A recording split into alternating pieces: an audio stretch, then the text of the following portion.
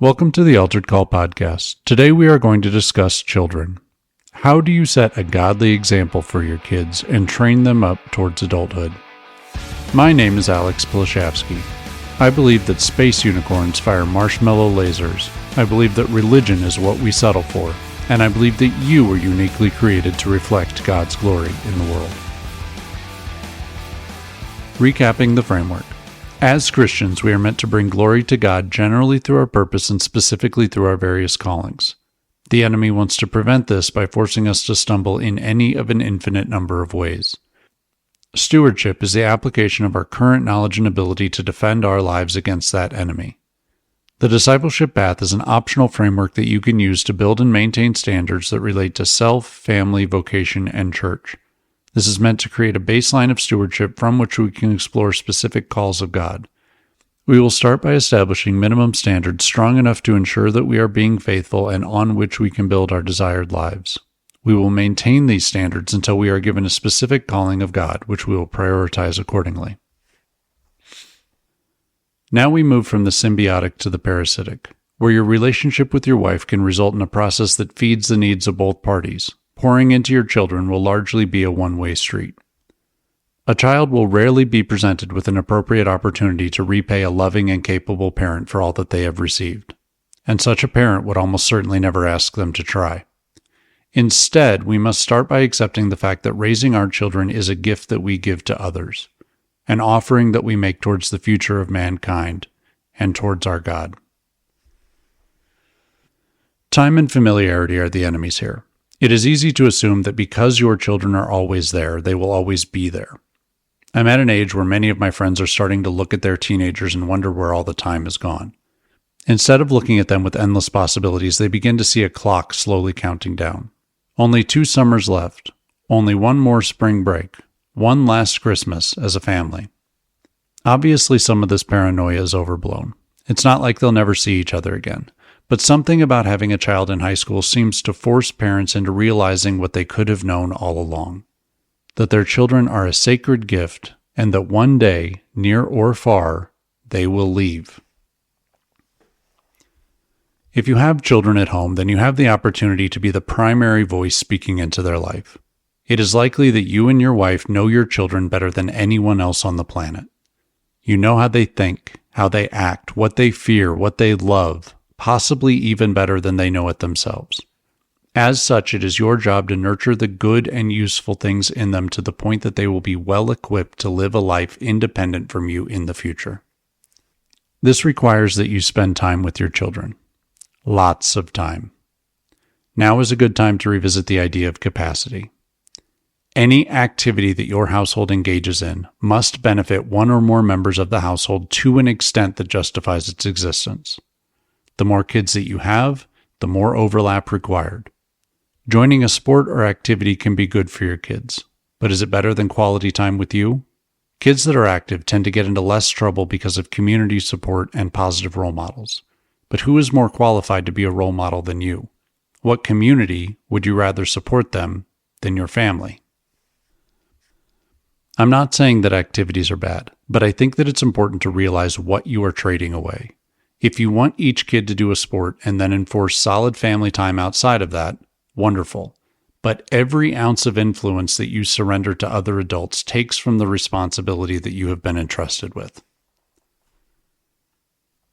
It seems commonplace for parents to dislike their children or to avoid wanting to spend time with them. I'm always forced to wonder how much of this is sincere and how much is just adult whining.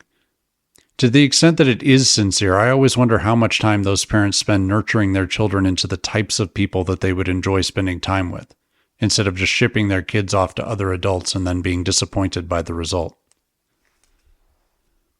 I'm not saying that you need to spend every second with your kids. Quite the opposite. I just want to encourage you to make the most of the time that you do have, leveraging your passions and desires such that time spent with your children also addresses your needs. This isn't necessarily forcing them to participate in something that they hate, but finding creative solutions that you both enjoy together.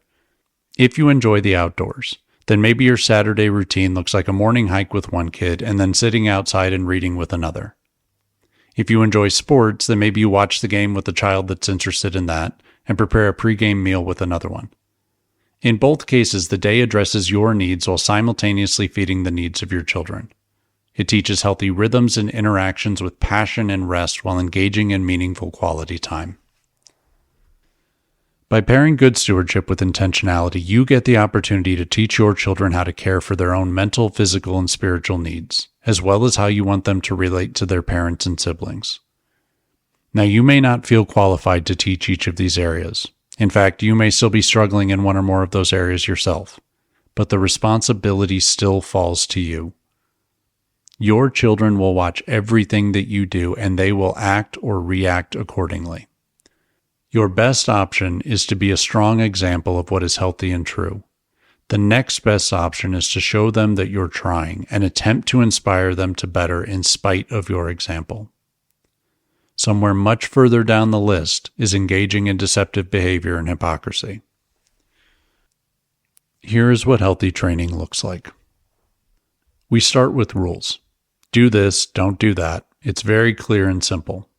This is most useful with young children, but either way, it effectively draws a barrier of protection around the concept being introduced. For example, you might say that the rule is don't cross the street without an adult.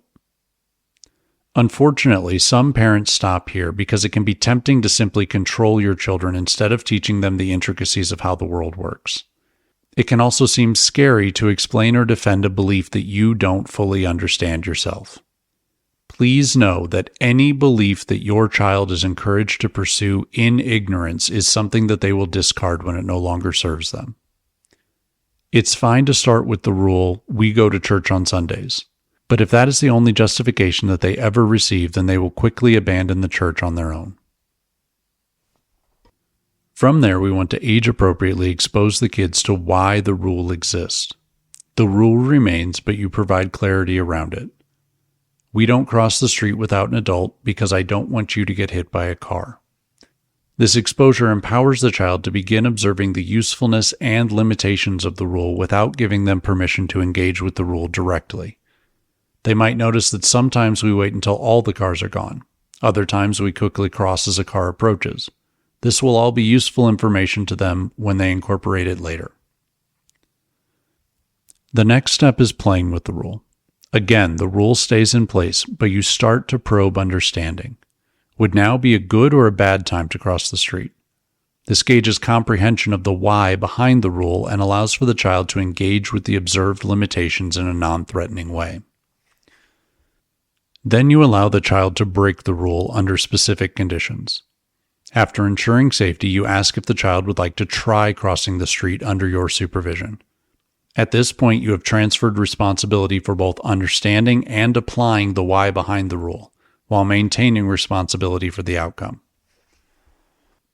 Next comes trial and error. Maybe instead of you being physically present to break the rule, they need to ask first. This gives you limited input over their decision-making while acknowledging that they are gradually becoming more responsible and independent. The final stage in the process is independence. This doesn't necessarily coincide with the child leaving home, but they have proven themselves capable of handling this particular aspect of life to the point that your input is no longer required. Now, depending on the topic and capabilities of the child, some of these steps could be skipped over or returned to as the child develops. During each of these phases, it is important to provide useful feedback and guidance to nurture a belief that is both true and useful. If the child performs poorly, let them know. If they do well, let them know that too. Our house operates on praising the good and making good things as easy as possible to do. This stems from my belief that the good should be celebrated and that it's much easier to stay on the right path than it is to go from the wrong path onto the right one. If you've been listening to the beliefs episodes, then you might notice that these stages coincide a great deal with what I call the life cycle of a belief. The process goes from something that you think about to something that you slowly gain understanding and ownership of. In this way, you are allowed to intentionally nurture the beliefs that your children hold, equipping them with beliefs that you find to be true and useful. My kids are young. I have a 4 and a 7-year-old. But even at this point, they have a handful of areas where they are required to act independently. For example, Both of them are responsible for asking nice questions when they want something. This means that it both needs to be in the form of a question and that they are required to say please. If these conditions are not met, then they do not get the thing that they want. In absence of proper behavior, we generally either ignore the request entirely or simply say, try again. There is no explaining of the rule because it is known. Instead, we simply encourage them to figure out the correct approach.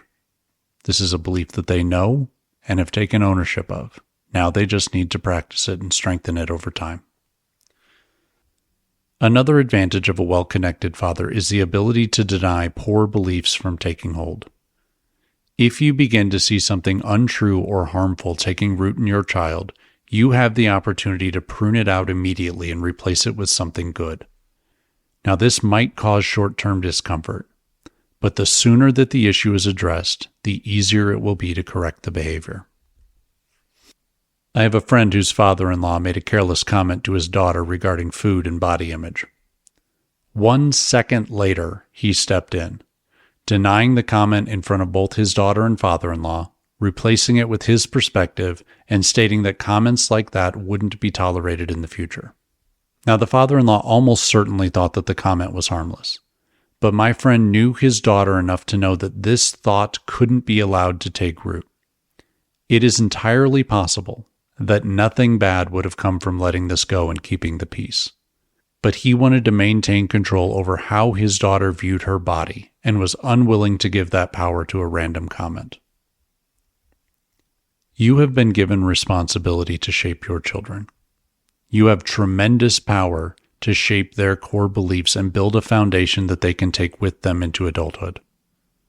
Don't allow culture, media, or even people that you love shape them poorly. I really enjoy envisioning God the Father because I think He views me the same way that I view my children. Instead of getting upset or disappointed in my behavior, what if it's just as simple as, hey, try again? The challenge on the other side of this concept, though, is that men have a special obligation to show their children fatherly love that is our best approximation of how God might behave in our situation. This isn't an easy thing, but how would you feel if your view of God was someone that knew you intimately, made time to address your specific needs, and taught you everything that He knew to be good and true? As always, we will fall short of this goal. But by taking our role seriously and attempting to do right by our children, we have the opportunity to set them up for spiritual success in the future. So we have all this influence and responsibility. How do we not screw up our kids? You don't. Your kids won't be perfect. They will pick up bad habits from you. They will have weaknesses that you couldn't understand or deal with, and they will have opportunities that you missed. Parents experience far too much guilt as it is. Don't burden yourself with perfection. The future belongs to God. Do what you know to do in the present and try not to worry about what comes next. Here's what I'm aiming for with my children.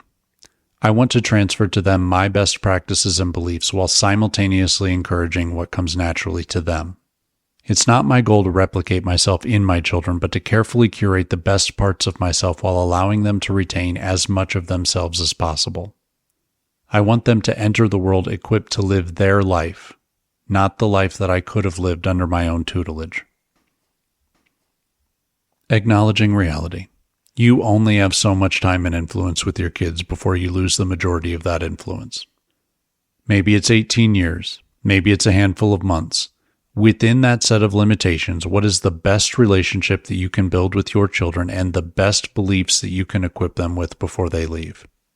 What skills and beliefs do you need to explore in more detail such that you set a good example of how to interact with the world? Teach your children the best of everything that you know about interacting with the world. Show them your struggles and failures such that they can hopefully avoid making those same mistakes. And give them the opportunity to ask challenging questions of the beliefs that you hold. When you don't know, admit it, and then show them what it's like to pursue that information. This allows you to display authenticity and builds trust. In the long run, your child may not agree with everything that you believe, but at least they will know that you live by what you preach. As such, I think that fruit looks like open lines of communication, trust, and seeking your guidance proactively. If you want to honor God in this area of your life, it takes a lot of time and effort. You won't always feel like you are making progress, but remain faithful. It may take months or years of faithful service before you see any results at all. Do what you know to do. Give them your time and attention, and pray that God steps in to cover the rest. Your kids are your love letter to the future. Try to write a good one. Thank you so much for listening to this episode of the Altered Call podcast. Before you go, I want to make you aware of our new YouTube page. There I will post a weekly update where I discuss the most recent episode of the podcast in more detail and tease information that is coming in future episodes. Feel free to like and subscribe here, there, and everywhere if you find value exploring these ideas. You can reach me by email using alex@alteredcall.com, or you can visit the website for additional information.